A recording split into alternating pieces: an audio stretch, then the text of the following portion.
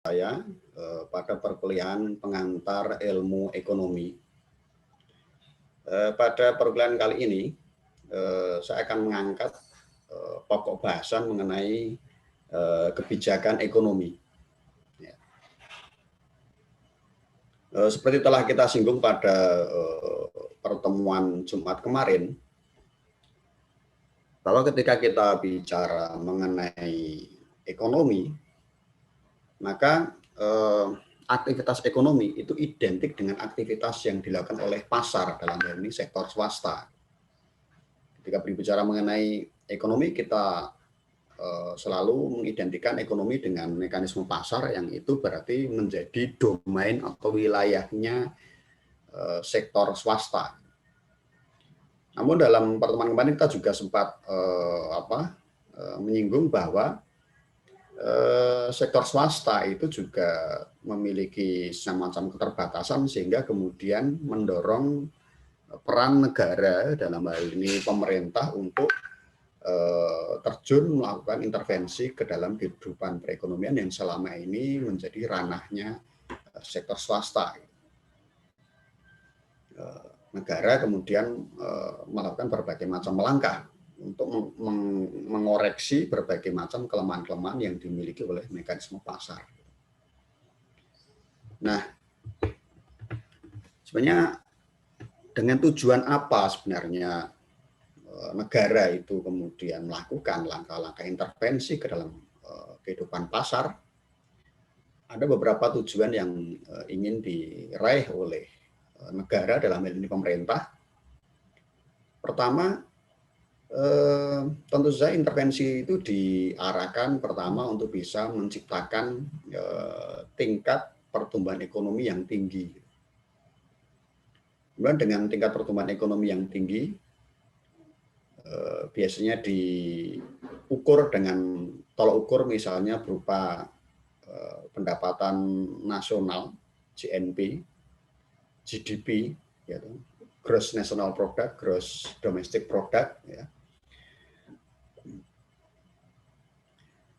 Yang itu dilihat dari besarnya produksi, ya, keseluruhan barang dan jasa yang dihasilkan suatu bangsa, suatu negara dalam satu tahunnya, gitu. Nah, itu diharapkan terus-menerus mengalami kenaikan, gitu. Apa yang bisa diharapkan dengan adanya tingkat pertumbuhan ekonomi yang tinggi? Dengan adanya tingkat pertumbuhan ekonomi, diharapkan nanti akan tercipta tingkat kesempatan kerja yang tinggi. Kemudian, dengan adanya tingkat kesempatan kerja yang tinggi, disitulah kemudian berlangsung mekanisme apa yang kita namakan sebagai pemerataan. Terjadi namanya pemerataan pendapatan. Dan kemudian yang terakhir ialah diharapkan dengan berbagai macam intervensi itu, negara, dalam hal ini pemerintah, berharap bisa mewujudkan apa yang kita namakan sebagai stabilitas harga yang terkendali. Nah, dengan cara apa kemudian negara itu melakukan itu semua?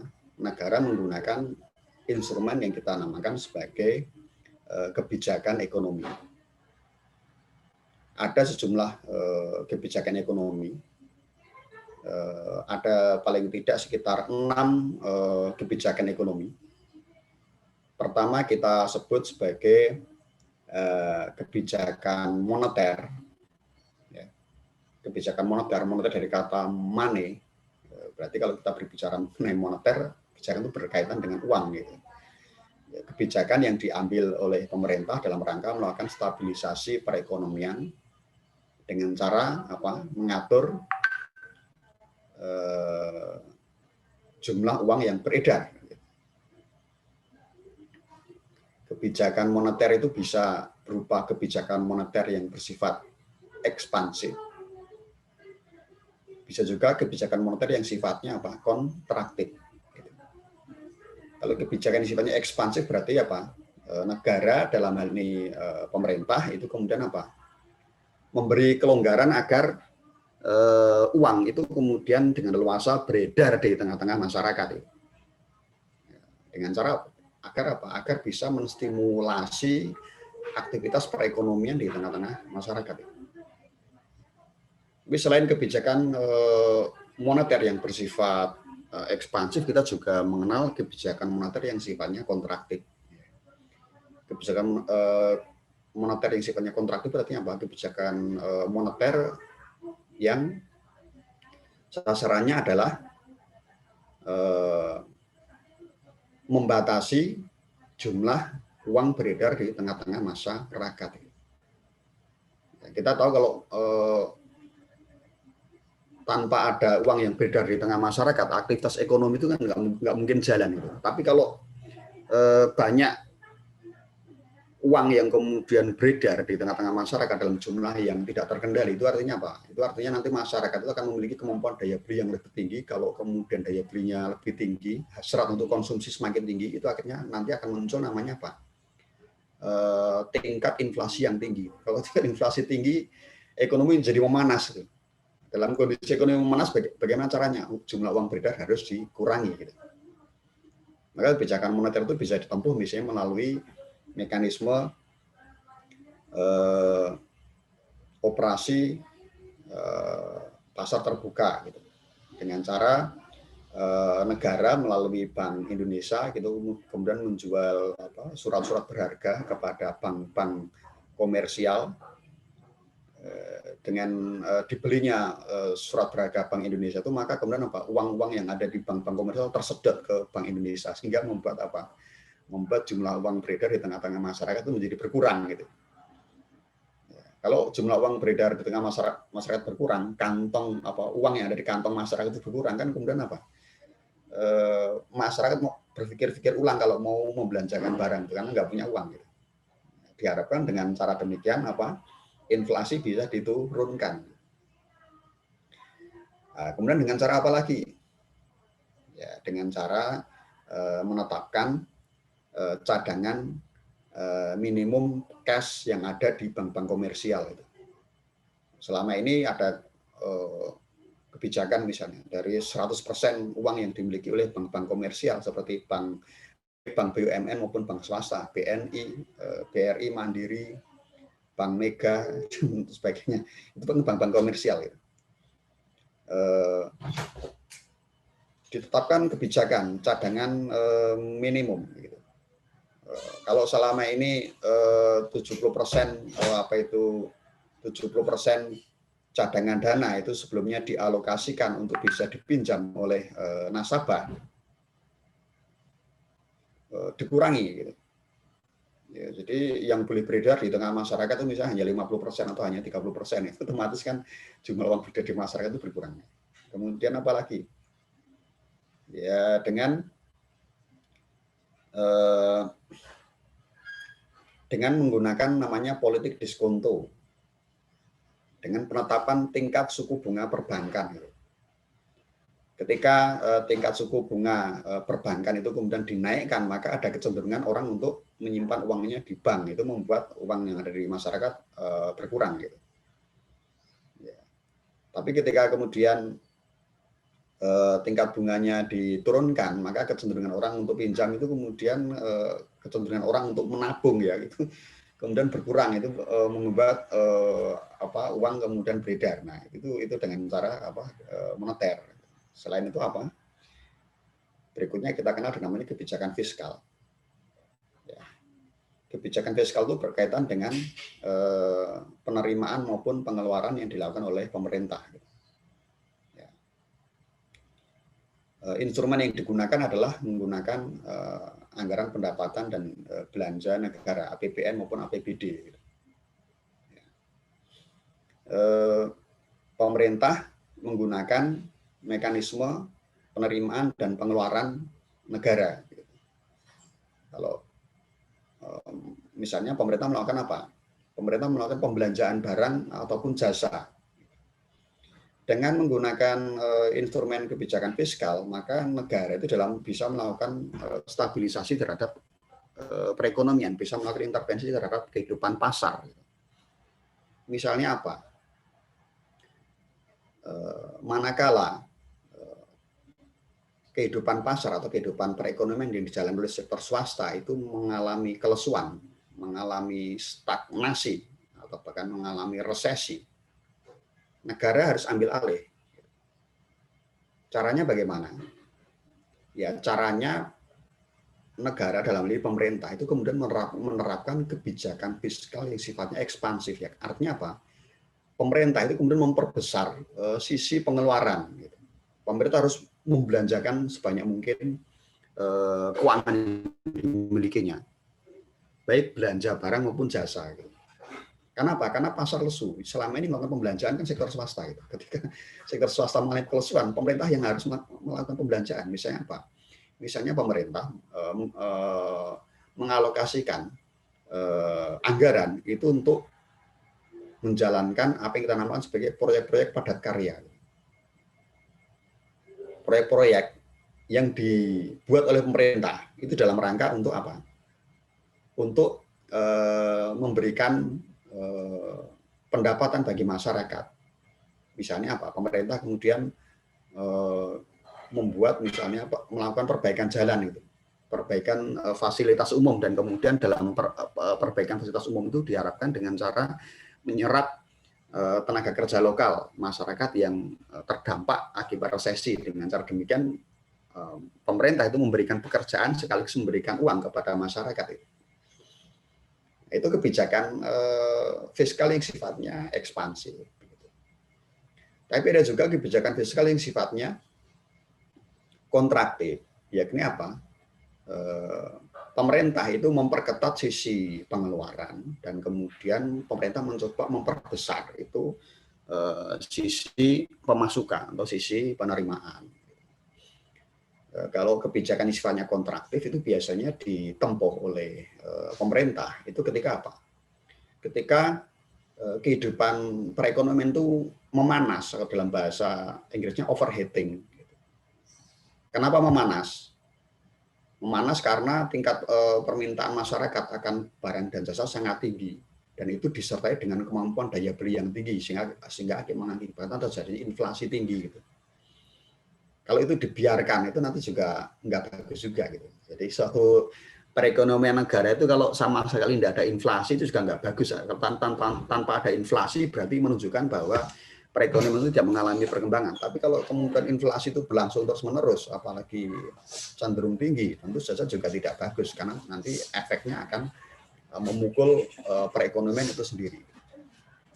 Maka kemudian negara menempuh kebijakan fiskal yang sifatnya kontraktif, ya. Menempuh kebijakan fiskal sifatnya kontraktif dengan cara memperbesar sisi penerimaan. Caranya bagaimana? Dengan cara misalnya melakukan intensifikasi maupun ekstensifikasi pajak. Gitu. Ya. Dengan cara misalnya menaikkan tarif pajak, dengan cara kemudian mengeluarkan pajak-pajak baru. Gitu. Ya. Dengan menaikkan pajak, maka kemudian apa? Diharapkan uang-uang yang ada di masyarakat itu kemudian bisa tersedot. Gitu. Sedot masuk ke anggaran negara, ke kas negara. Gitu. Gitu. Dengan cara apa lagi? Ya. Dengan cara kebijakan apa yang kita namakan sebagai kebijakan ekonomi ketat, tight economic policy. Dengan cara misalnya menjadwalkan ulang berbagai macam proyek-proyek pemerintah. Proyek-proyek pemerintah sedianya mau dilaksanakan, kemudian kencangkan di sana sini, efisiensi di sana sini. Gitu. Tunda dulu proyek-proyek yang tidak perlu. Itu melalui kebijakan fiskal. Gitu. Ya. Nah, kemudian kebijakan berikutnya apa? Apa yang kita namakan sebagai kebijakan perdagangan. Kebijakan perdagangan itu ada dua macam. Ada kebijakan perdagangan internasional dan kebijakan perdagangan dalam negeri. Nah, itu juga salah satu instrumen cara yang ditempuh oleh pemerintah dalam rangka mendinamisasi kehidupan perekonomian. Kebijakan perdagangan internasional misalnya dengan cara apa? Indonesia menandatangani kesepakatan-kesepakatan internasional berupa liberalisasi arus masuk barang dan jasa. Gitu. Nah, Indonesia juga sudah melakukan itu. Misalnya dalam skema ASEAN China Free Trade Area. Di situ sudah ada penandatanganan Indonesia dengan sejumlah negara ASEAN dan China berupa pelonggaran mengenai pelonggaran terhadap berbagai hambatan-hambatan bagi arus masuk maupun arus keluar barang dan jasa di antara negara-negara anggota. Nah, itu dengan cara demikian maka kemudian kelebihan stok atau kelebihan suplai barang jasa di dalam negeri misalnya agar tidak menimbulkan ekses negatif bisa dilempar ke pasar internasional. Ya, tapi kemudian kalau perekonomian dalam negeri itu dibiarkan bebas terbuka, itu bukannya tanpa resiko gitu. Banyaknya barang-barang impor yang masuk ke dalam perekonomian dalam negeri itu kalau tidak dikendalikan nanti juga bisa memukul sektor perekonomian dalam negeri, utamanya membuat harga komoditas lokal menjadi anjlok. Nah, itu juga harus perlu diperhatikan, makanya kemudian di samping ada pelonggaran dalam batas tertentu ada juga namanya pengetatan, misalnya pengenaan tarif bea masuk bagi barang-barang luar yang akan masuk ke Indonesia. Nah, tentu saja di samping perdagangan internasional ada juga perdagangan dalam negeri, itu juga harus dilakukan upaya-upaya penguatan sehingga misalnya kelebihan stok dari satu daerah bisa dilempar ke daerah yang lain atau daerah yang kemudian mengalami kekurangan stok itu bisa mendapatkan limpahan stok dari daerah yang lain. Dengan menggerakkan kalau di dalam negeri misalnya sektor-sektor UMKM. Ya. Kemudian selain perdagangan, berikutnya adalah kebijakan investasi.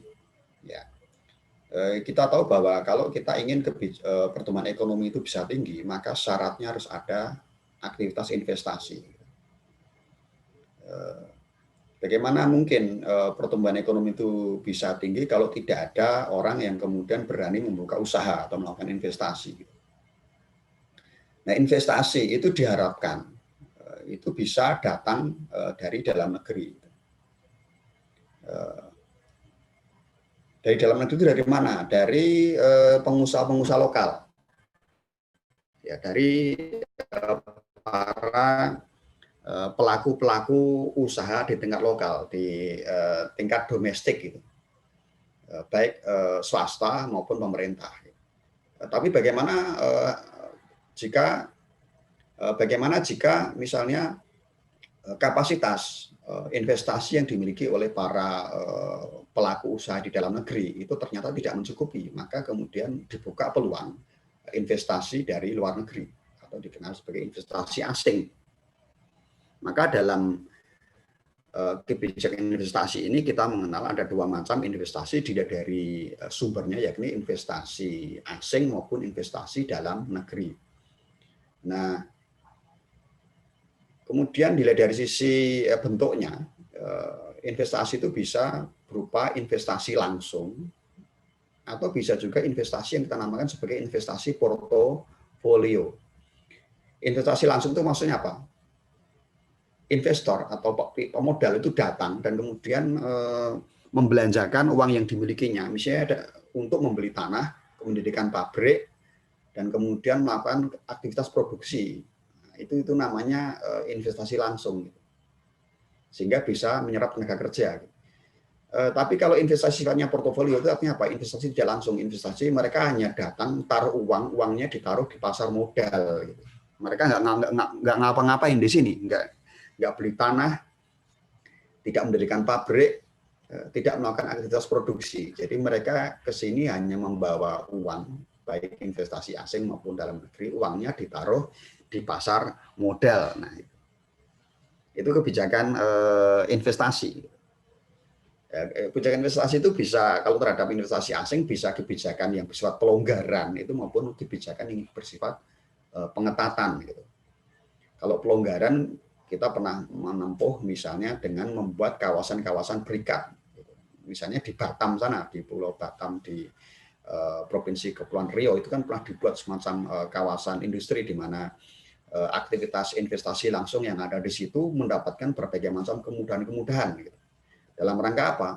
Dalam rangka agar membuat para investor itu kemudian kerasan, ya, betah ya, sehingga dengan aktivitas yang dilakukan dia bisa menyerap sebanyak mungkin tenaga kerja gitu, sekaligus untuk melengkapi kekurangan pasokan suplai barang dan jasa yang ada di dalam negeri. Berikutnya selain kebijakan investasi, kita mengenal juga namanya kebijakan ketenagakerjaan. Kebijakan ketenagakerjaan. Tenaga kerja itu ada dua macam, ada tenaga dilihat dari sisi asal muasalnya, ada tenaga kerja asing maupun tenaga kerja lokal. Kemudian dilihat dari sisi terampil tidaknya, kita mengenal ada namanya tenaga kerja yang terdidik, terlatih, tidak terdidik, tidak terlatih. Gitu. Ya. Melalui kebijakan ketenagakerjaan inilah kemudian pemerintah juga bisa melakukan stabilisasi perekonomian. Ketika misalnya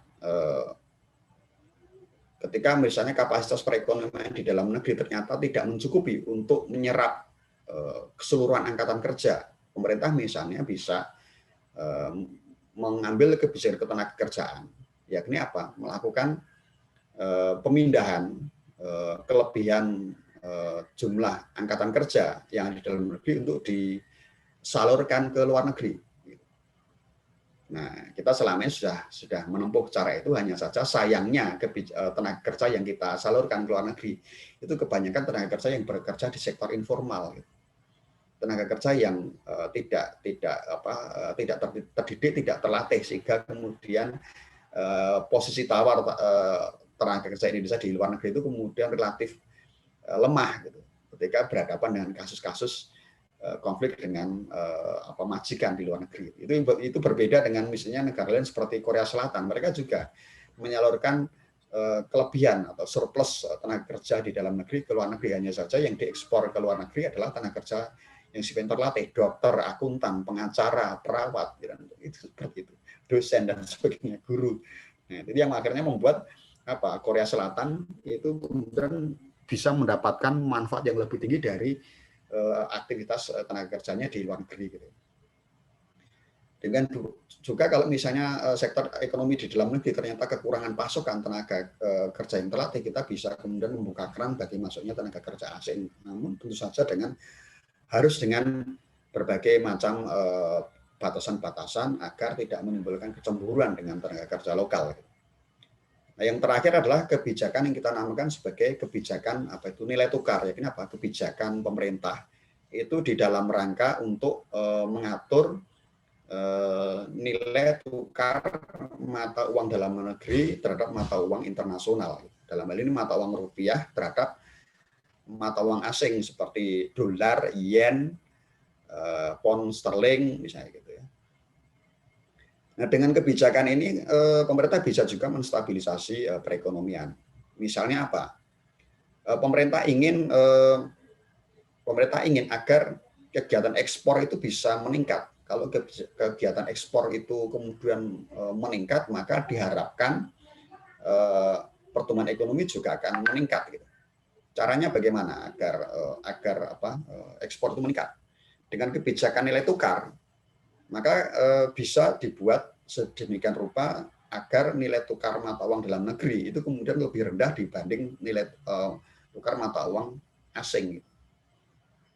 Dengan demikian barang-barang produksi dalam negeri itu kemudian dipandang menjadi murah dilihat dari sudut pandang pihak luar, dalam ini luar negeri itu kemudian diharapkan membuat minat mereka untuk melakukan impor barang dari Indonesia meningkat.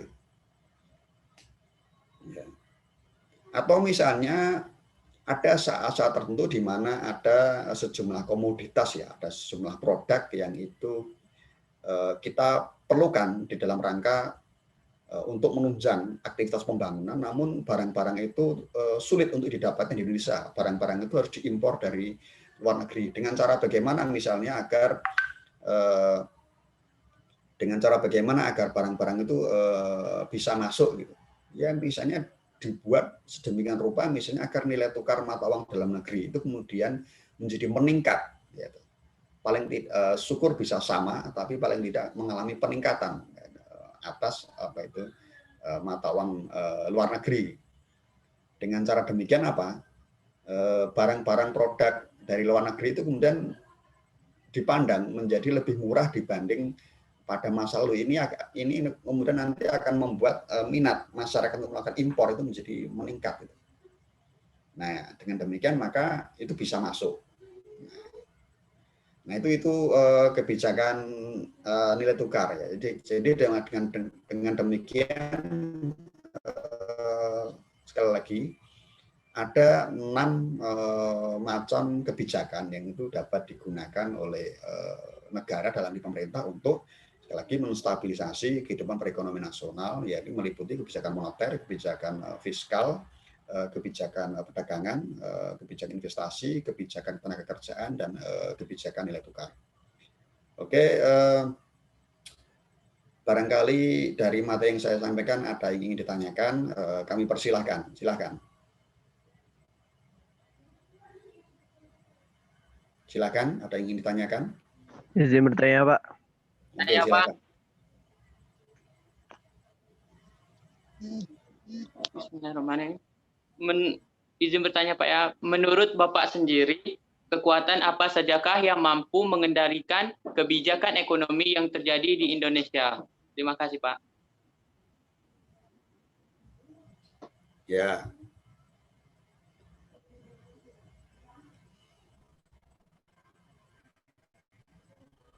Ya, kekuatan apa sajakah yang mampu mengendalikan ekonomi di Indonesia? Ya, kalau kita berbicara mengenai ekonomi, kemudian nanti dalam kaitannya dengan kebijakan, itu nanti tidak semata-mata masuk dalam kajian ekonomi murni, tapi kita masuk dalam kajian ekonomi politik ya. Nanti Anda dalam semester-semester yang akan datang, mungkin semester 5, semester 6, nanti akan mengambil mata kuliah yang namanya kebijakan, namanya ekonomi politik. Kebijakan itu juga menjadi ranah kajian ilmu politik ya. Kebijakan itu muncul sebagai hasil dari interaksi antar kekuatan-kekuatan politik. Sektor swasta atau yang kita kenal sebagai pasar itu dalam batas tertentu nanti bisa berubah menjadi kekuatan politik. Kenapa? Karena mereka punya sumber kekuasaan berupa apa? Modal. Dengan modal yang mereka miliki, dengan kekuatan uang finansial yang mereka miliki, itu pengusaha itu memiliki posisi tawar yang tinggi terhadap pemerintah. Dengan posisi tawar yang tinggi, maka kemudian pengusaha itu kemudian bisa mendesakkan tuntutan agar dipenuhi oleh pemerintah. Itu salah satu kekuatan utama yang mempengaruhi kebijakan ekonomi nasional. Selain pengusaha siapa lagi gitu? Dunia internasional, lembaga keuangan internasional, misalnya seperti lembaga seperti Bank Dunia maupun IMF. Itu adalah lembaga keuangan dan di saat yang sama dia menjadi kekuatan politik itu. Kenapa? Lembaga multilateral seperti IMF dan Bank Dunia itu memiliki modal. Modal berupa apa? Modal berupa cadangan dana yang luar biasa besarnya. Dengan cadangan dana yang luar biasa besarnya itu mereka mampu memberikan bantuan pinjaman modal kepada negara-negara yang perekonomiannya sedang mengalami krisis. Nah, dengan kekuatan yang mereka miliki, maka lembaga multilateral seperti IMF dan Bank Dunia itu memiliki apa? Memiliki posisi tawar yang tinggi. Gitu. Mereka mampu mendesakkan tuntutan sehingga agenda-agenda ekonomi yang dimiliki oleh IMF dan Bank Dunia itu akhirnya kemudian diadopsi menjadi kebijakan ekonomi di negara-negara penerima bantuan. Siapa lagi? Negara-negara pendonor, negara-negara yang kepada mereka itu pemerintah itu memiliki pinjaman, mereka mendapatkan pinjaman dana, mereka juga memiliki kekuatan. Gitu. Negara sendiri atau pemerintah sendiri juga memiliki kekuatan dalam mendesakkan tuntutannya. Nah, karena itu aktivitas pembuatan kebijakan ekonomi itu sebenarnya tidak semata-mata bersifat teknis, namun juga di dalamnya terlibat unsur-unsur politis. Kalau Anda lihat misalnya belum lama ini kehidupan nasional itu terhebohkan atau dihebohkan oleh kegaduhan akibat keluarnya Undang-Undang Cipta Kerja Omnibus Law. Anda sebagai mahasiswa tentu bisa paham siapa pihak yang kemudian paling dominan mendesakkan tuntutan sehingga kemudian akhirnya keluar Undang-Undang Omnibus Law. Itu kan kalangan pasar, sektor swasta gitu. Jadi sektor swasta itu punya kepentingan sektor swasta itu apa sih? Sektor swasta berkeinginan agar bisa leluasa dalam menjalankan aktivitas bisnisnya. Sektor swasta berkepentingan agar bisa mendapatkan keuntungan yang setinggi-tingginya itu. Nah, itu bisa dilakukan kalau apa? Kalau regulasi-regulasi terkait dengan investasi, regulasi-regulasi terkait dengan ketenagakerjaan itu bisa diperlonggar selonggar-longgarnya. Itulah akhirnya kemudian muncullah namanya Omnibus Law. Nah, dalam konteks ini maka kemudian apa? Pasar, lebih khusus lagi adalah sektor swasta itu kemudian memiliki kekuatan yang besar dalam mendesakkan tuntutannya. Nah, situasi itu dinamis. Ada saat-saat di mana kemudian kekuatan swasta itu kemudian demikian kuatnya sehingga mampu mendesakkan tuntutannya kepada negara. Tapi ada saat-saat di mana kemudian pemerintah dalam ini negara itu pada posisi yang kuat sehingga kemudian mampu mendesakkan tuntutannya sehingga pasar akhirnya mau tidak mau harus tunduk. Nah, untuk saat ini kekuatan pasar itu sedang berada pada posisi yang menguntungkan itu. Tapi kalau Anda lihat dulu tahun 98 ketika terjadi resesi ekonomi, krisis multidimensi. Saat itu apa? Banyak usaha-usaha besar itu jatuh bergelimpangan. Saat itu kekuatan swasta itu pada titik lemah, sehingga kemudian negara itu mampu mendesakkan kebijakannya yang suka tidak suka mereka harus mentaatinya. Jadi sekali lagi ada banyak aktor ya, kekuatan itu siapa pihak itu sangat tergantung situasi, tapi intinya semua aktor yang terlibat dalam pembuatan kebijakan ekonomi itu mereka itulah yang menjadi kekuatan-kekuatan penentu keluarnya kebijakan ekonomi. Bisa pengusaha sektor swasta, bisa pemerintah, bisa lembaga multilateral, bisa perusahaan multinasional, bisa negara-negara pendonor, bisa menjadi. Serikat pekerja itu juga bisa manakala misalnya mereka memiliki kekuatan yang cukup.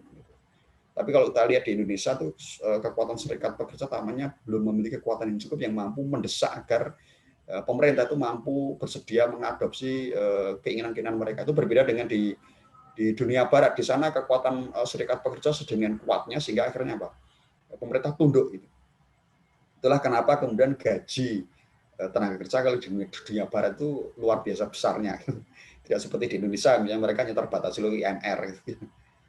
Oke, paham? Bisa diterima? Terima kasih, Pak.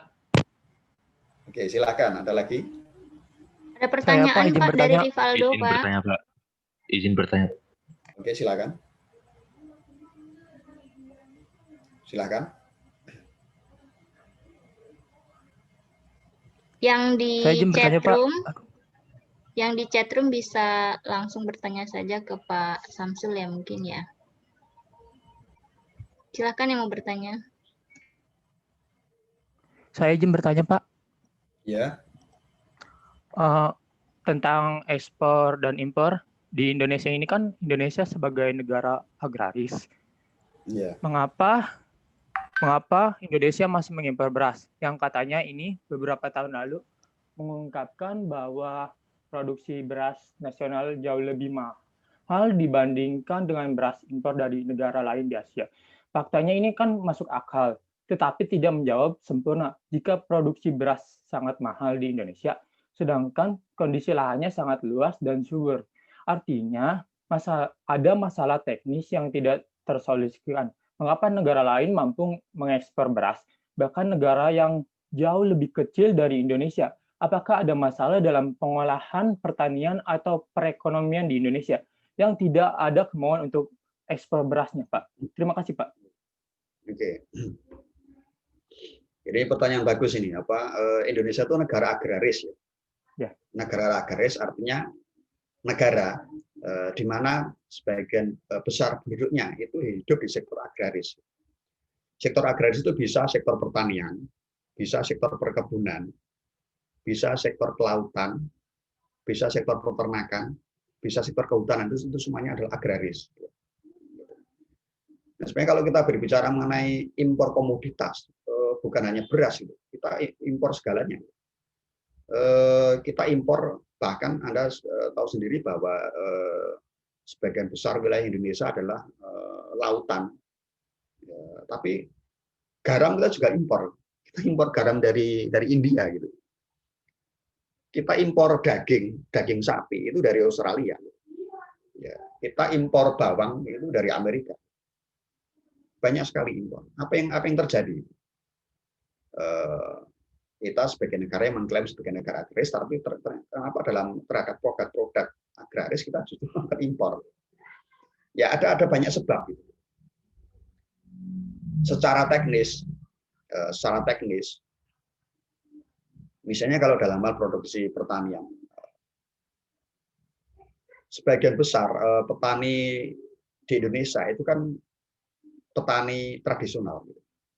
Artinya apa? Petani yang melakukan proses produksi tapi dengan cara-cara tradisional. Anda lihat sebagian besar petani kita kan tradisional. Cara-cara tradisional yang ditempuh oleh para petani di dalam negeri itu membuat aktivitas produksi pertanian itu menjadi tidak efisien. Itu berbeda dengan di negara-negara maju, di negara-negara di mana mereka itu kemudian mengolah sektor pertanian itu dengan cara-cara yang efisien. Di Jepang misalnya, di Amerika misalnya, itu mereka melakukan aktivitas mekanisasi pertanian. Dengan cara demikian maka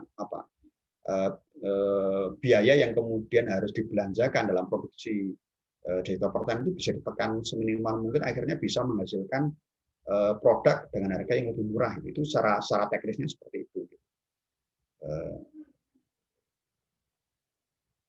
Nah, tapi ada banyak faktor lain juga yang di samping persoalan itu ya.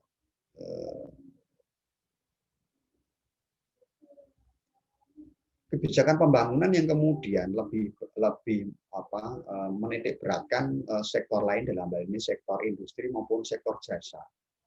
Itu akhirnya apa? Membuat sektor industri dan sektor jasa itu kemudian menjadi lebih menarik di mata angkatan kerja dibanding sektor pertanian. Itu akhirnya membuat apa? Angkatan kerja, utamanya mereka yang tenaga kerja muda dari desa itu kan banyak ke kota itu untuk berebut bersaing memasuki sektor industri maupun sektor jasa. Membuat sektor pertanian menjadi tidak menarik, sehingga akhirnya apa? Akhirnya membuat para pemilik lahan itu berpikir, untuk apa saya menekuni sektor pertanian kalau kemudian sektor ini kemudian tidak menjanjikan. Akibatnya apa? Mereka tergoda untuk menjual lahan pertaniannya kepada pemodal. Lahan itu kemudian apa? Lahan itu kemudian banyak yang dialihfungsikan untuk keperluan non pertanian. Itu akibatnya apa? Dalam jangka panjang itu akan menyebabkan produksi sektor pertanian makin lama makin menurun, dan itu bisa mengancam ketahanan pangan.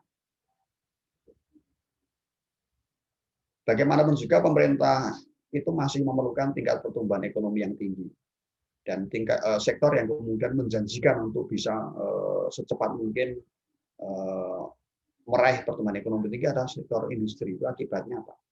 Berbagai macam kebijakan dikeluarkan dalam rangka menganak-emaskan sektor industri. Sektor itu diberikan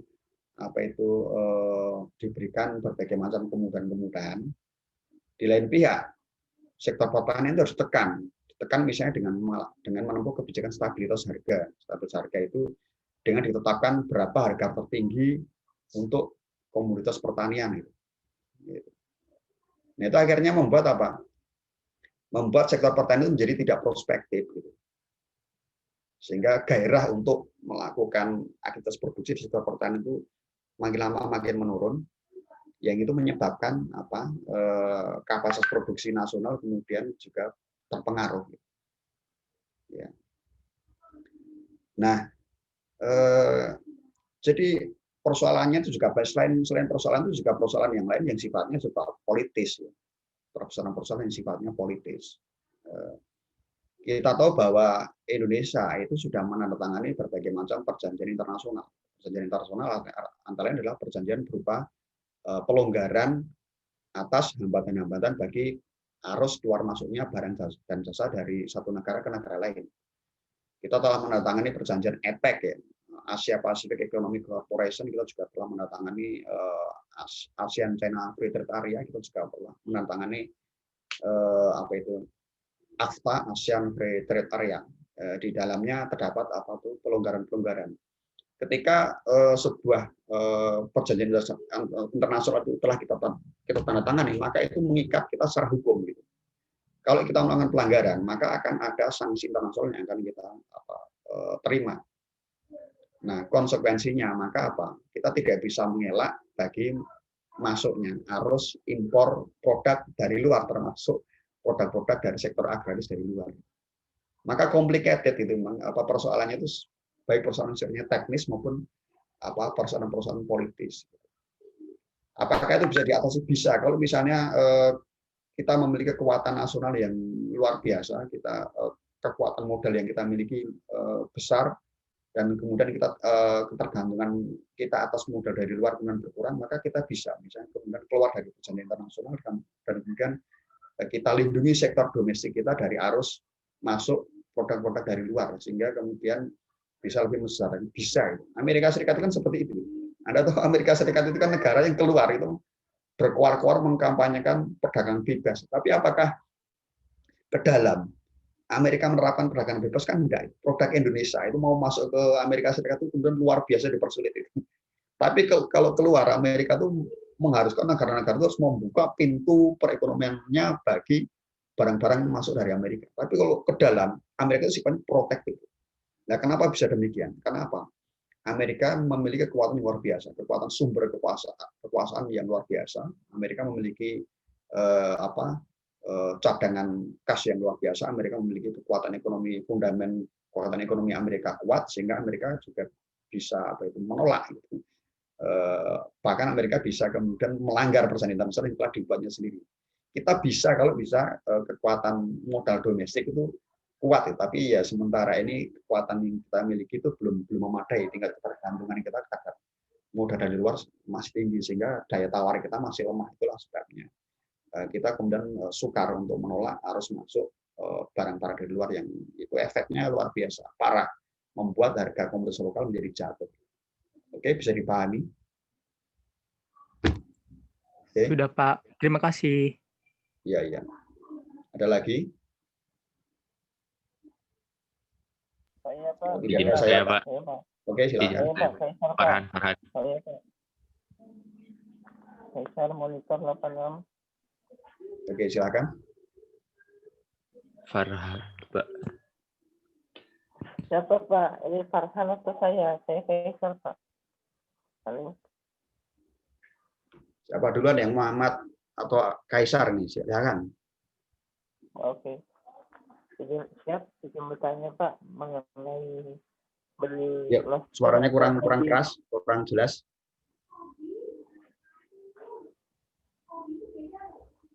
Izin bertanya mengenai beli lobster atau yang lebih dikenal dengan istilah benur. Ya. Yang dianggap akan merugikan atau memberikan dampak buruk ekonomi bagi nelayan. Iya. Pertanyaan saya, apa tanggapan Bapak mengenai hal tersebut yang bakal dianggap terjadi? Sekian, terima kasih. Oke, ini kasus ekspor benih lobster ini yang kemudian menyeret salah seorang menteri di kabinet Pak Jokowi, yaitu Pak Edi Prabowo akhirnya tertangkap dalam operasi tangkap tangan KPK setelah beliau bersama rombongan melakukan perjalanan dari luar negeri. Oke. Jadi salah satu komoditas itu yang memiliki potensi untuk mendongkrak perekonomian nasional itu adalah dari sektor agraris dalam ini kelautan ya, utamanya komoditas lobster gitu. Anda tahu sendiri lobster itu udang tapi raksasa, udang raksasa. Udang tapi ukurannya besar itu. Nah, lobster itu kalau sudah lobster itu kalau sudah jadi ya, artinya sudah menjadi udang yang dalam bentuknya besar raksasa, itu kan satu lobster itu kan harganya bisa mencapai 150.000 hingga 200.000 gitu. Kalau itu masih berupa benih, satu benih lobster atau kita namakan sebagai benur, itu harganya bisa kita beli paling dalam harga puluhan ribu saja. Dulu ekspor benih lobster itu tidak ada larangan dulu. Nah, ketika kemudian Menteri Kelautan itu dipegang oleh Ibu Susi Pujiastuti, beliau membuat kebijakan yang ini apa? Beliau melarang ekspor udang lobster itu dalam bentuk benih. Gitu. Boleh diekspor itu kalau sudah menjadi lobster. Ya kenapa? Ya kalau kita ekspornya dalam bentuk benih itu kan keuntungan yang kita terima menjadi kecil. Gitu. Kalau kita ekspor dalam bentuk benih dan kemudian nanti oleh negara tujuan itu kemudian benih itu ditangkarkan, dipelihara, akhirnya apa? Mereka akhirnya bisa memproduksi sendiri lobster sehingga ketergantungan mereka atas lobster di Indonesia akhirnya berkurang. Itu membuat daya tawar atau posisi ekonomi Indonesia di mata asing itu akhirnya menjadi melemah. Gitu. Makanya di zaman Ibu Susi Pujiastuti akhirnya dilarang itu ekspor lobster itu. Kemudian boleh ekspor tapi dalam bentuk yang sudah jadi, dalam bentuk udang yang sudah besar, jangan udang yang dalam kecil. Nah, tapi kemudian ketika di bawah kepemimpinan Pak Edi Prabowo, kemudian kebijakan Ibu Susi itu dianulir, dibolehkan kembali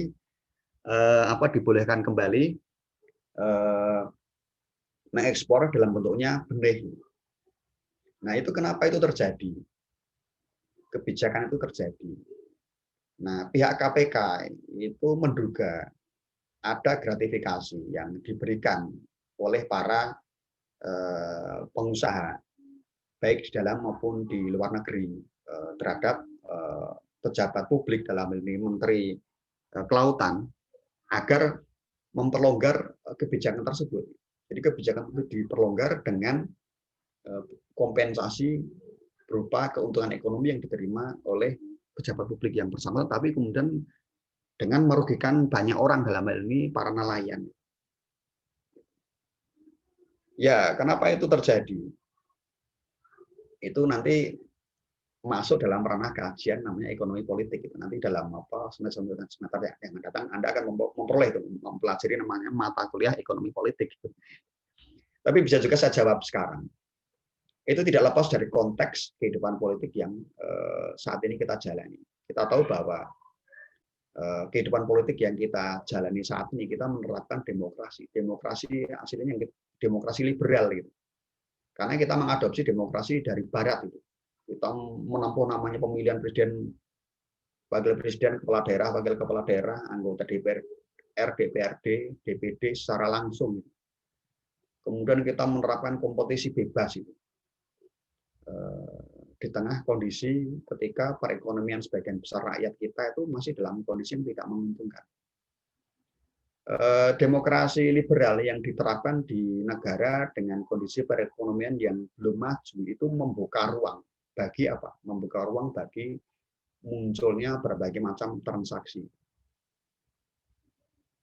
Transaksi ekonomi yang kemudian dilakukan oleh para pemilik modal terhadap para politisi. Nah, itu ketika seorang pejabat publik itu nanti kemudian tampil berhasil memegang jabatan, janji itu akan ditagih. Itulah yang akhirnya menyebabkan dalam bahasa kasar kita berbagai kebijakan bisa dibeli. Makanya pembangunan politik dan pembangunan ekonomi itu kan harusnya berjalan secara seimbang. Kita begitu jor-joran menempuh demokrasi liberal, tapi itu dilakukan dalam konteks kondisi kehidupan ekonomi kita yang sebenarnya belum sampai pada taraf kehidupan ekonomi maju. Kalau Anda pernah mendengar ya, seorang guru besar Fakultas Ekonomi Universitas Gadjah Mada yang notabene juga mantan wakil presiden, yakni Profesor Budiono. Profesor Budiono itu mengemukakan apa? Beliau pernah melakukan penelitian terhadap sejumlah negara-negara di mana tingkat demokrasinya itu telah mapan. Demokrasi telah mapan itu apa? Demokrasi berjalan, kemudian praktek politik uang, praktek penyuapan itu kemudian relatif sedikit. Apa yang menjadi kunci sehatnya kehidupan demokrasi di negara tersebut? Sehatnya kehidupan demokrasi di negara tersebut juga ditopang oleh apa? Kondisi ekonomi yang sehat. Dikatakan ekonomi sehat antara lain kalau pendapatan per kapita masyarakatnya dalam 1 tahun itu minimalnya adalah 6.000 US dollar. 6.000 US dollar. 6.000 US dollar itu kalau dikalikan nilai dolar berapa? Sekarang kan nilai dolar kira-kira 14.000 ya. 14.000 dikali 6.000 itu kan berarti kira-kira sekitar 84 juta rupiah ya dalam 1 tahun. 84 juta dibagi saja itu 12. Itu akhirnya apa? Itu artinya rakyat di negara maju itu rata-rata pendapatannya minimal itu per bulan itu mereka sudah mencapai rata-rata sekitar 5, 6 sampai 7 juta. Pertanyaan sekarang, sebagian besar masyarakat kita apakah tingkat pendapatannya sudah sampai taraf itu kan belum sampai. Jadi demokrasi yang itu diterapkan dalam kondisi di mana sebagian besar masyarakat itu masih dalam serba kekurangan itu akan membuka ruang bagi munculnya berbagai praktek-praktek jalan pintas untuk meraih kekuasaan. Munculnya antara lain money politik. Gitu. Dan money politik itu ketika kemudian seorang pejabat publik berkuasa itu nanti akan apa? Harus balik modal itu akhirnya membuat sebagian mereka tergelincir ke praktek-praktek tercela. Nah, itu yang terjadi di negara kita. Gitu. Itulah kenapa akhirnya perlu ditangani oleh lembaga khusus bernama KPK. Nah, saya berharap jangan sampai itu nanti terjadi pada diri Anda ketika nanti Anda menjadi pejabat publik. Ya. Makanya saya ingin sekali itu agar dilakukan lagi perbaikan reformasi kehidupan politik kita, karena jujur kita akui bahwa kehidupan politik kita sejak pasca reformasi ternyata masih menunjukkan berbagai macam pincangan-pincangan dan kekurangan-kekurangan yang itu akhirnya membuat kebijakan ekonomi kita juga terpengaruh, mengalami bias gitu. Oke, demikian penjelasan saya. Apakah bisa diterima? Bisa diterima? Halo? Bisa. Halo, iya, siap. Pak, terima kasih atas jawabannya. Halo? Oke, pertanyaan berikutnya, silakan. Dapat tadi Muhammad. Oke, silakan. Izin bertanya, Pak. Bila sedang krisis ekonomi seperti inflasi atau resesi gitu, salah satu solusi yang bisa dilakukan adalah menurunkan bunga atau mencetak lebih banyak uang. Tetapi di masa pandemi seperti ini, gimana kita bisa keluar dari krisis sedangkan uang aja nggak digerakkan gitu, Pak? Soalnya pada di rumah gitu. Terima kasih, Pak. Iya, iya. Ya, apa itu dalam situasi krisis itu berarti mekanisme pasar itu tidak bekerja secara sempurna. Mekanisme pasar berarti mekanisme sektor swasta. Jadi manakala mekanisme pasar itu tidak bisa bekerja secara sempurna, maka perekonomian suatu negara itu bisa mengalami krisis. Kebetulan krisis yang terjadi terutama semenjak bulan September itu kan dipicu oleh munculnya pandemi, dimulai dari Wuhan dan kemudian menyebar ke berbagai negara dan akhirnya Indonesia juga terpengaruh. Amerika Serikat saja yang kemudian fundament ekonominya kuat, kita lihat sendiri juga terpukul itu, apalagi Indonesia gitu. Dalam kondisi semacam ini apa? Ketika sektor swasta kemudian tidak bisa menjalani fungsinya secara wajar, maka negara itu harus kemudian mengambil peran. Negara harus mengambil peran. Nah, problemnya di Indonesia itu cadangan kas yang dimiliki oleh negara tidak besar, sehingga kemudian negara tidak bisa menempuh tindakan radikal seperti yang ditempuh misalnya di negara lain seperti Cina maupun Jerman. Anda tahu sendiri ketika di Cina, ketika kemudian mulai mewabah COVID-19, pemerintah China utamanya yang pemerintah lokal yang ada di daerah Wuhan itu menerapkan lockdown total, bukan hanya PSBB. Kalau PSBB itu kan pembatasan sosial skala besar, artinya apa? Masyarakat dibatasi untuk melakukan aktivitas di luar demi mencegah persebaran virus COVID-19. Namun ada aktivitas-aktivitas tertentu yang kemudian masih diberi ruang untuk bergerak. Gitu. Misalnya apa? Sektor transportasi massal itu masih diberi ruang untuk bergerak dengan berbagai macam regulasi, misalnya dengan cara mengurangi kapasitas jumlah penumpang. Misalnya. Ada lagi apa? Misalnya sektor kesehatan itu masih diberi ruang bergerak. Gitu. Nah kalau di Cina itu mereka menerapkan namanya lockdown. Masyarakat betul-betul dilarang total untuk aktivitas keluar rumah. Tapi itu bisa berjalan karena apa? Karena negara itu memiliki kemampuan keuangan yang cukup untuk bisa mensubsidi rakyatnya. Sehingga kepada rakyat misalnya mereka cukup di rumah. Tapi di masing-masing handphone mereka dipasang aplikasi yang kalau mereka kekurangan, mereka dengan menggunakan aplikasi itu sudah nanti dalam beberapa menit itu kemudian nanti akan datang aparat pemerintah yang mendrop kebutuhan mereka di rumah-rumah. Itu terjadi bisa seperti itu. Di Jerman juga seperti itu karena kapasitas keuangan yang dimiliki oleh negara sangat besar. Nah di Indonesia itu tidak demikian, sehingga akhirnya lockdown itu tidak bisa diberlakukan secara total. Bahkan ketika ada wacana karantina wilayah itu maka pemerintah pusatlah yang kemudian saat itu menentang habis-habisan. Ketika Gubernur DKI tidak menerapkan karantina wilayah, pemerintah pusatlah yang kemudian menentangkan nama konsekuensi diterapkan karantina wilayah, negara harus bisa menghidupi, memberikan penghidupan kepada warga negaranya. Dan harus diakui kemampuan keuangan yang dimiliki pemerintah kita tidak mencukupi, akhirnya menerapkanlah PSBB. Nah dalam kondisi semacam ini apa? Ya negara harus melakukan aktivitas ekonominya, negara harus bergerak gitu. Maka kemudian saat ini misalnya yang bisa dilakukan pemerintah kemudian mencoba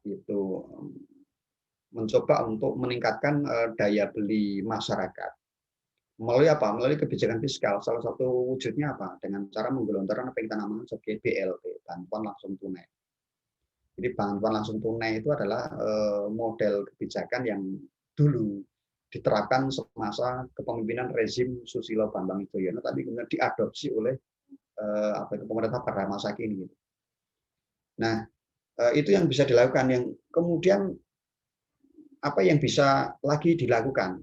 Yang bisa lagi dilakukan adalah pemerintah harus bisa menstimulasi sektor-sektor usaha, utamanya usaha yang berkaitan dengan kebutuhan dasar masyarakat. Dalam hal ini itu ditempuh oleh UMKM, usaha menengah kecil mikro. Apa sih yang paling dibutuhkan masyarakat dalam suasana saat ini? Kan masyarakat lebih suka membutuhkan barang-barang kebutuhan dasar, makanan, minuman. Mereka menunda untuk beli mobil, mereka menunda untuk beli rumah baru. Dan itu yang bisa dilakukan adalah oleh sektor UMKM. Maka yang perlu ditempuh adalah mendorong sektor UMKM itu untuk berperan penting di saat sektor-sektor usaha besar itu sedang mengalami kelesuan akibat berkurangnya permintaan. Nah, untuk itu apa? Yang dilakukan oleh pemerintah pada saat ini adalah mendorong sektor-sektor UMKM itu untuk bisa memasuki bisnis digital.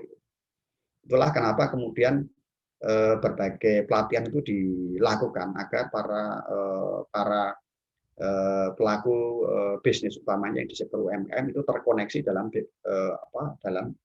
ekonomi digital. Mereka kemudian misalnya sudah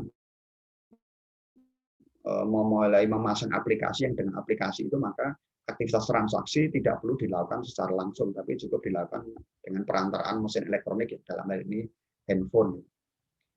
Sebagian juga sudah terkoneksi misalnya dengan menggunakan aplikasi yang dilakukan oleh Gojek. Gojek kan ada namanya GoFood, GoMessage, GoBox dan sebagainya itu. Tapi ke depan bukan hanya Gojek saja yang dipicu untuk memasuki bisnis digital, semua aktivitas bisnis, karena sekarang dunia memasuki era informasi bakal terkoneksi dalam sistem bisnis digital. Nah, itu yang saat ini dilakukan oleh pemerintah. Sebagian diantaranya mulai menampakkan hasil, namun sebagian lagi juga masih dalam proses. Tapi kita berharap bahwa proses ini terus-menerus berkelanjutan sehingga ke depan itu kekuatan usaha, utamanya yang berlangsung di sektor UMKM itu bisa menguat sehingga bisa menjadi semacam jaring pengaman di saat pelaku ekonomi usaha skala besar itu sedang mengalami ketidakberdayaan akibat ditimpa krisis. Dan itu peran pemerintah sebenarnya melalui dalam ini Kementerian Ekonomi Kreatif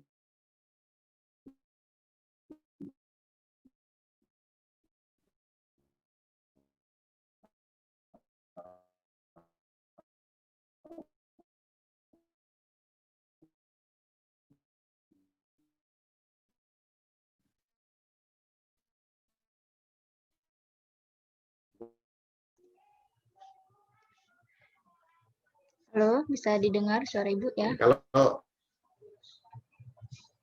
saya anggap sudah diterima ya. Selanjutnya saya akan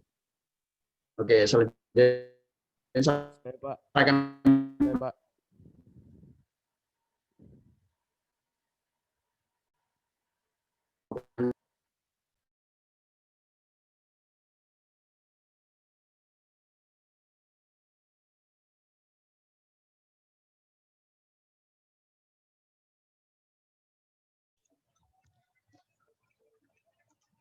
Pak Samsul masih bersama kita.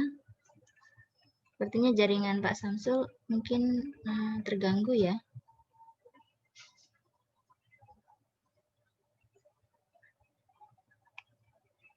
Sepertinya logout, send out dari forum.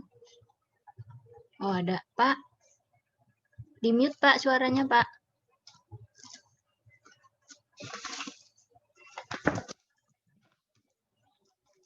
Pak Samsul mikrofonnya. Sudah Pak. Ya, oke. Tadi pertanyaan di forum kok lenyap ini di tampilan layar saya. Coba sampaikan secara langsung, coba. Ada enggak?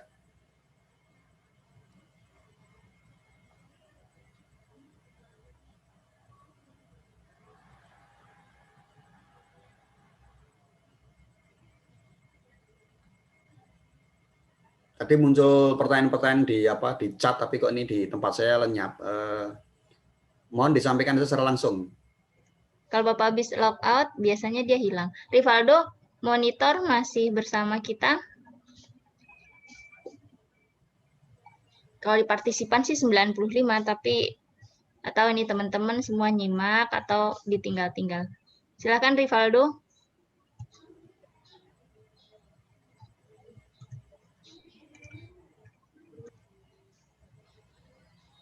Ya, ada lagi? Rivaldo tidak ada. Mungkin yang berikutnya Hendra. Hendra sudah disampaikan belum tadi pertanyaannya secara live? Belum, Bu, belum. Ya, silakan Hendra langsung disampaikan ke Pak Samsul. Oke, Bu. Sebentar, Bu. Mana sekali? Nah, izin bertanya, Pak. Ini sebenarnya pertanyaannya dari sosial media, Pak, ya. Saya baca di sosial media. Kan Indonesia banyak utang, Pak. Nah, kenapa pemerintah itu nggak buat akun YouTube, terus rakyatnya suruh subscribe semua gitu, Pak? Kan itu nilai AdSense-nya lumayan besar tuh buat nyicil utang Indonesia, Pak. Nah, itu menurut Bapak gimana, Pak? Sekian, Pak. Terima kasih. Mohon maaf jika pertanyaannya agak aneh. Jadi intinya apa tadi, Kak? Indonesia utangnya besar, oke. Apa tadi? Saya agak kurang jelas. Nah, itu terus kenapa pemerintah gitu nggak buat akun YouTube gitu? Terus rakyatnya suruh subscribe semua, terus nanti suruh nonton videonya gitu. Nah kan AdSense-nya banyak tuh pasti nilai iklannya gitu loh, keuntungan dari video itu, akun YouTube-nya. Nah kan lumayan tuh buat apa sih nyicil utang Indonesia Pak. Nah itu menurut Bapak gimana? Ya, oke. Ya. Sekian Pak, terima kasih. Maaf jika pertanyaan agak aneh. Oke. Indonesia hutangnya besar ya. Jadi hutang Indonesia itu kan bisa terdiri dari hutang pemerintah itu ditambah dengan hutang sektor swasta, itu digabungkan menjadi hutang Indonesia. Ini yang di masa lalu hutang kita juga sudah besar ya.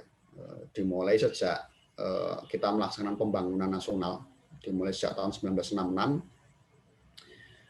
hutang yang masuk itu sudah besar.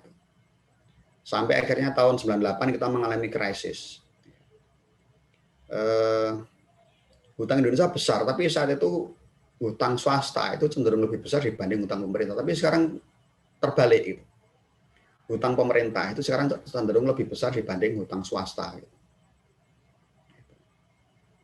Utamanya terutama ketika kemarin pemerintah selama 2 periode jor-joran dalam rangka untuk membangun sektor infrastruktur gitu. Ya, sektor infrastruktur itu dampaknya adalah dampak jangka panjang gitu. Tidak bisa dirasakan dalam jangka pendek, tapi sekali lagi biaya yang diperlukan untuk bisa membangun infrastruktur itu luar biasa besar, dan itu kemudian diperoleh dengan cara mekanisme hutang luar negeri gitu.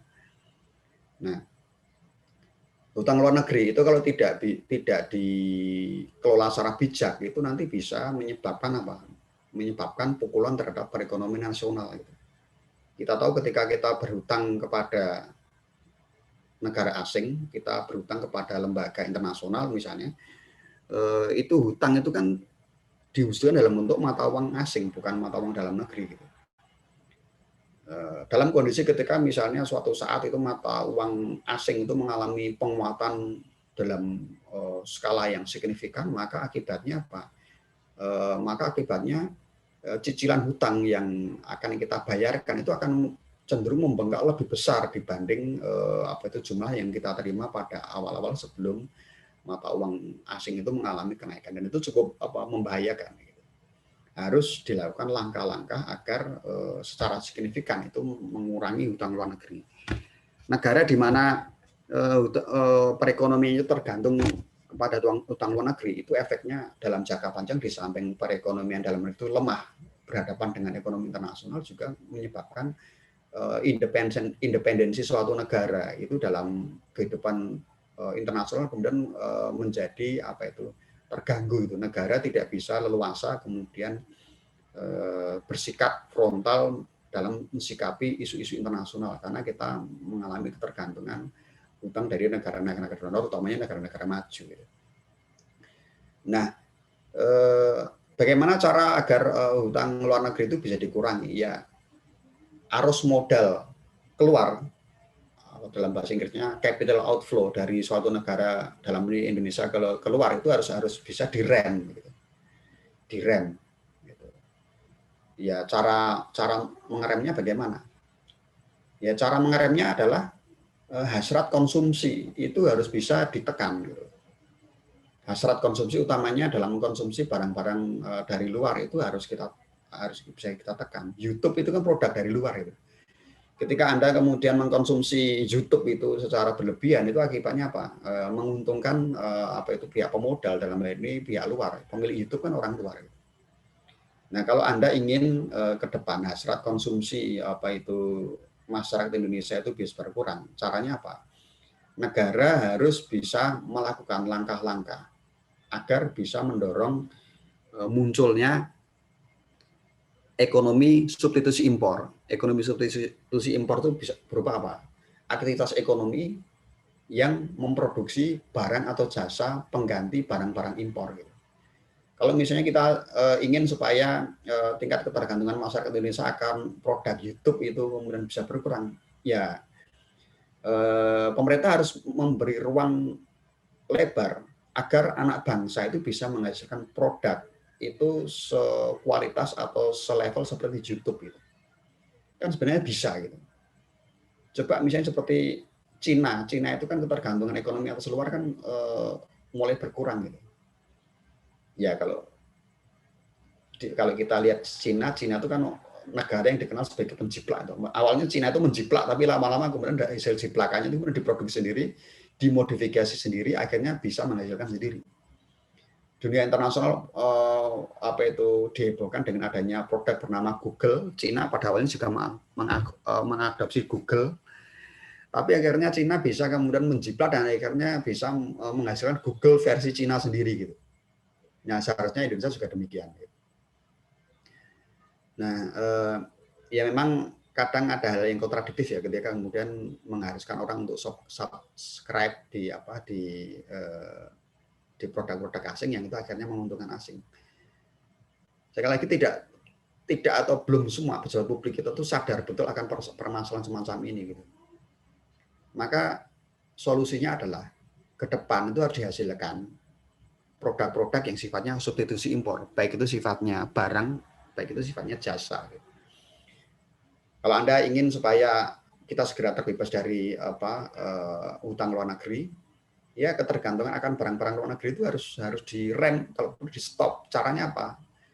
Di dalam negeri harus disediakan alternatif pengganti barang-barang impor. Kalau itu sifatnya industri, ya industri substitusi impor. Coba sekarang apa barang-barang yang tidak kita impor? Anda tiap hari bangun pagi terus mandi, Anda menggunakan sabun. Sabunnya tuh Lifebuoy. Lifebuoy itu produk siapa? Lifebuoy itu kan produk dari perusahaan asing gitu, yang kebetulan membuat produk pabriknya di Indonesia, tapi kan sama saja itu kan produk asing gitu.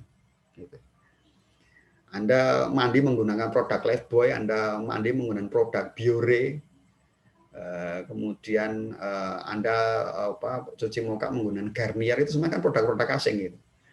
Itu seharusnya itu bisa diproduksi sendiri di dalam negeri gitu. Anda minum teh, Anda minum kopi, kan kebanyakan itu produk-produk asing gitu. Aslinya kan produk asing meskipun kita beli dari pabrik mereka yang ada di dalam negeri, tapi tetap saja itu produk asing.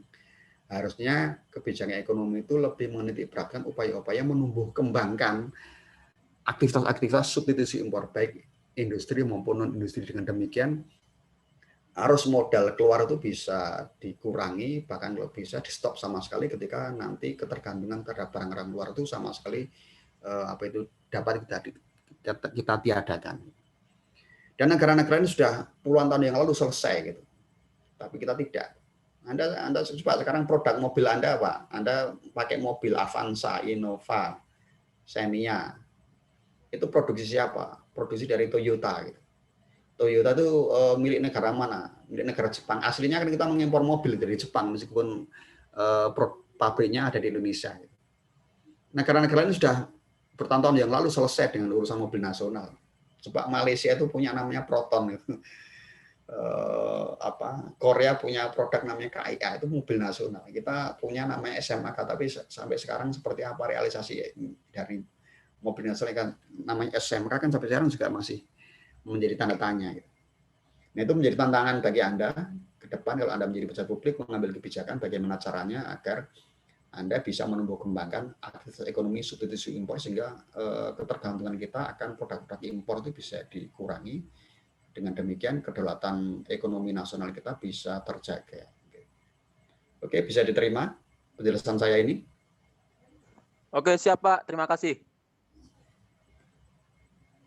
Ini tinggal 6 menit lagi, ke 9.30 kita harus selesai. Ada lagi? Kalau tidak ada pertanyaan, saya anggap cukup. Kemudian waktu saya serahkan kembali kepada Bu Ita. Halo, Bu Ita.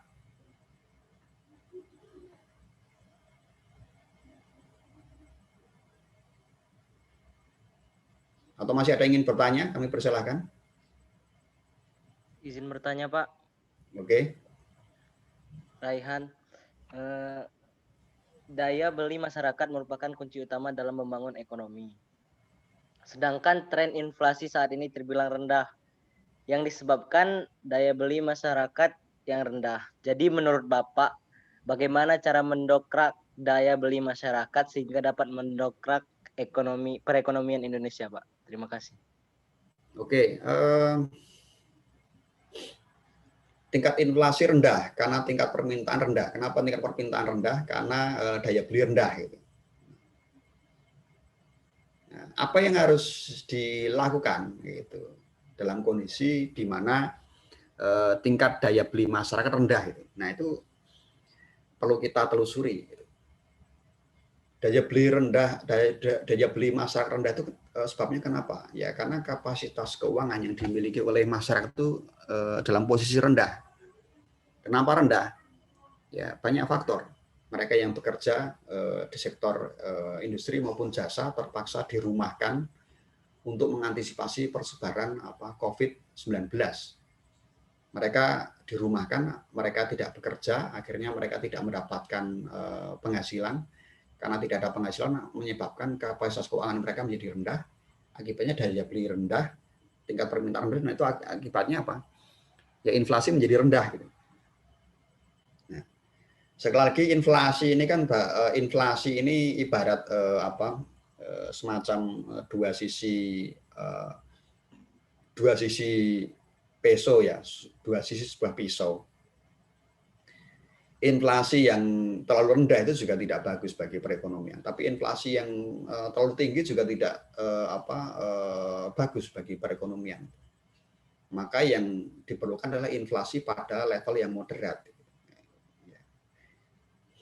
Nah, bagaimana cara yang harus ditempuh dalam kondisi ketika masyarakat itu daya belinya rendah? Maka di sini peran pemerintah itu melalui sekali lagi instrumen kebijakan ekonomi mengupayakan agar daya beli masyarakat itu menjadi meningkat. Caranya bagaimana? Caranya ya peredaran uang di tengah masyarakat harus ditingkatkan.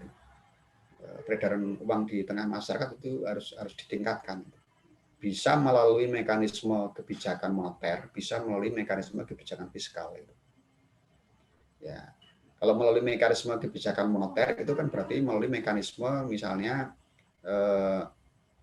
dengan cara menurunkan cadangan rasio yang ada di bank-bank komersial. Dengan demikian diharapkan uang yang beredar menjadi meningkat.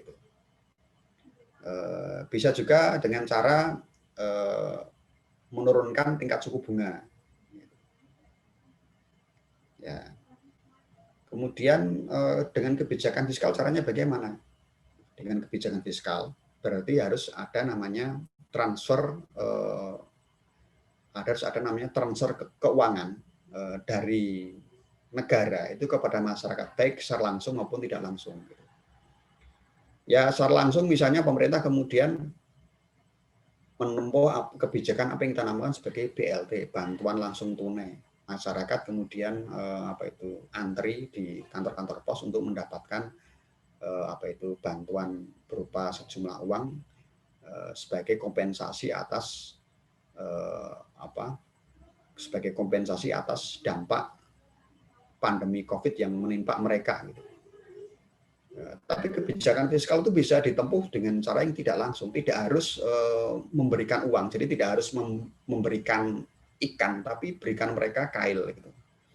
Misalnya pemerintah dalam hal ini kemudian menciptakan berbagai macam aktivitas padat karya yang kemudian nanti menyerap banyak masyarakat untuk bisa bekerja di sana, sehingga dengan demikian masyarakat bisa memiliki pendapatan dengan cara bekerja. Ini bekerja di aktivitas-aktivitas yang kemudian sengaja diciptakan oleh negara. Gitu. Nah, peluang yang bisa dilakukan misalnya di desa, gitu. Karena kita tahu bahwa banyak tenaga kerja yang di kota-kota itu terpaksa harus dirumahkan dan tidak ada pilihan lain, akhirnya mereka harus pulang ke desa, gitu. Karena di kota mereka tidak punya siapa-siapa, kalau ke desa, kalaupun mereka kekurangan masih ada saudara, masih ada tetangga yang kemudian bersedia mensupport mereka. Gitu. Ya mekanismenya bisa ditempuh tadi. Dengan kebijakan fiskal, berarti alokasi dana desa yang kemudian dialokasikan ke desa-desa ada sekitar 65.000 lebih desa-desa di Indonesia itu bisa dimanfaatkan untuk membuka lapangan kerja yang ada di desa dengan aktivitas-aktivitas padat karya, perbaikan infrastruktur desa, kemudian pembuatan badan usaha milik desa, kemudian berbagai macam aktivitas pelatihan, kemudian berbagai macam aktivitas usaha kecil, mikro dan menengah yang ada di desa itu bisa ditempuh dengan cara itu. Nah, memang problemnya kemudian kapasitas pelaksana, mereka-mereka yang menjadi pelaksana anggaran di level desa memang untuk saat ini masih kapasitasnya masih belum seperti yang kita harapkan. Sehingga banyak kemudian dana-dana desa yang kemudian mengendap akibat dari para pengelolanya tidak tahu kemana dana itu harus dialokasikan. Padahal sebenarnya dari situ bisa itu dijadikan sebagai instrumen untuk menggerakkan sektor ekonomi real utamanya yang ada di desa. Sehingga dengan demikian dampak dari COVID 2019 sedikit banyak bisa diminimalisir dengan cara menghidupkan aktivitas ekonomi yang ada di tingkat desa. Oke, bisa diterima penjelasan saya ini? Baik Pak, bisa. Oke.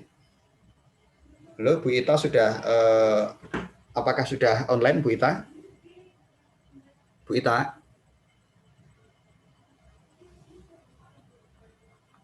Ada lagi yang ingin mengajukan pertanyaan? Saya Pak. Oke, silakan. Izin bertanya Pak, apakah terbentuknya Saya, Pak. harga di pasar benar-benar Siapa ini yang kita kasih kesempatan? Rani ya? Atika? Oke, suaranya dikeraskan. Bertanya Pak, nama saya Atika Alia Fauzia. Apakah terbentuknya harga di pasar benar-benar berdasarkan mekanisme pasar yang sering muncul dalam kegiatan perdagangan saham di pasar modal? Bagaimana sebenarnya fakta yang terjadi bahwa kegiatan perdagangan saham di pasar modal mempengaruhi harga di pasar tersebut? Terima kasih, Pak. Oke. Nah, ini bertanya mengenai aktivitas perdagangan di pasar modal. Gitu. Kita tahu bahwa aktivitas perdagangan itu aktivitas transaksi berupa tukar-menukar antara barang maupun jasa dengan alat tukar. Biasanya alat tukar yang kita gunakan dalam proses transaksi adalah uang. Nah, itu kalau perdagangan itu berlangsung di sektor real. Jadi di dalam aktivitas ekonomi kita mengenal ada namanya sektor real, ada juga namanya sektor moneter. Nah, aktivitas yang ada di pasar modal itu adalah aktivitas di sektor moneter. Kalau di dalam sektor real itu yang diperdagangkan adalah barang dan jasa, maka di sektor moneter itu yang diperdagangkan adalah modal. Ya, modal itu bisa dalam bentuk modal itu bisa dalam bentuk saham, gitu. Modal itu bisa dalam bentuk obligasi, gitu. Dan itu dibeli dengan uang, tapi uang pun di pasar modal juga bisa menjadi komoditas, bahkan uang juga diperdagangkan. Nah,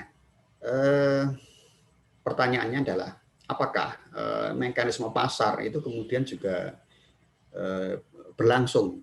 Ya, mekanisme pasar dalam batas tertentu juga berlangsung di dalam perdagangan di pasar modal, di sektor moneter. Gitu. Hanya saja apakah kemudian mekanisme pasar berupa interaksi antara kekuatan penawaran dan permintaan itu juga selamanya bisa berlangsung normal. Ya, kadang bisa normal, kadang kemudian bisa juga mengalami masa-masa di mana mekanisme tersebut mengalami distorsi, gitu. Mengalami distorsi. Mekanisme di pasar modal itu kan kadang dipengaruhi juga oleh persepsi. Misalnya ketika kemudian dipengaruhi oleh persepsi. Misalnya ketika suatu negara itu kondisi politiknya tidak stabil. Itu akibatnya apa? Akibatnya membuat persepsi pemain saham itu kemudian cenderung negatif dan akhirnya membuat indeks bursa saham itu menjadi tertekan. Kadang seperti itu. Ya. Jadi mekanisme pasar berjalan di dalam perdagangan saham.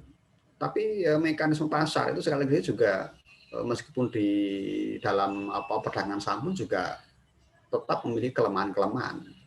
Terbuka peluang mekanisme pasar itu dalam perdagangan di pasar modal itu di bursa saham juga bisa mengalami distorsi, sehingga pemerintah pun terpaksa harus melakukan langkah-langkah untuk melakukan koreksi.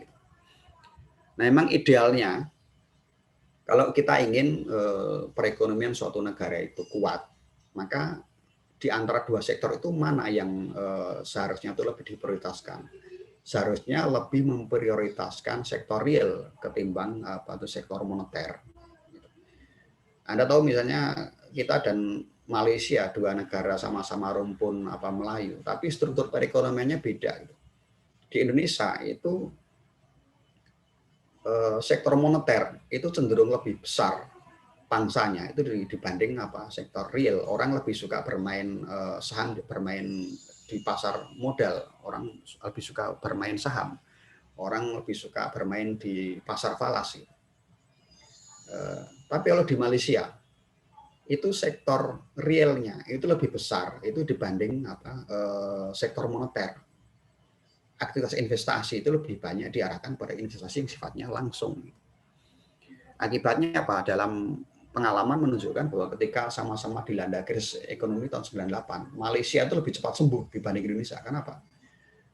Di Malaysia sektor ekonomi lebih besar di sektor real. Indonesia lebih banyak di sektor moneter. Orang tanam saham di sini, orang bermain di pasar modal. Ketika orang merasa situasi di Indonesia tidak nyaman, maka dengan sekejap mata modal itu bisa dibawa pulang ke luar negeri. Tapi kalau investasi itu diwujudkan dalam bentuk investasi real, membangun dengan membeli tanah, dengan membangun pabrik, dengan menyerap tenaga kerja.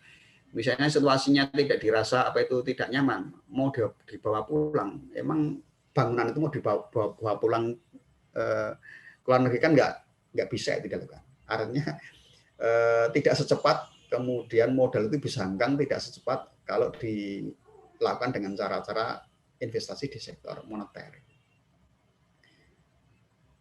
Oke, bisa diterima penjelasan saya ini? Bisa, Pak. Terima kasih. Oke.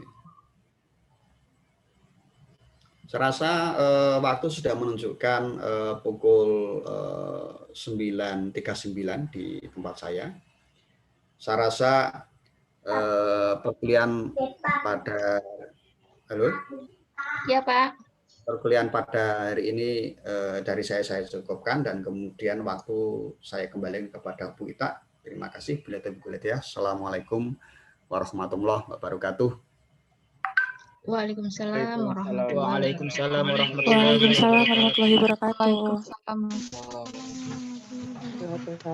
Terima kasih pada Pak Samsul telah memberikan kuliah kita hari ini 4 Desember 2020.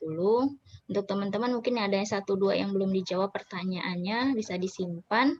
Mungkin nanti ketika pertemuan minggu depan bisa dikolaborasikan dengan tema yang akan disampaikan oleh Pak Samsul lagi dan bisa ditanyakan. Gitu. Jangan lupa untuk mengisi daftar hadir di virtual class ya.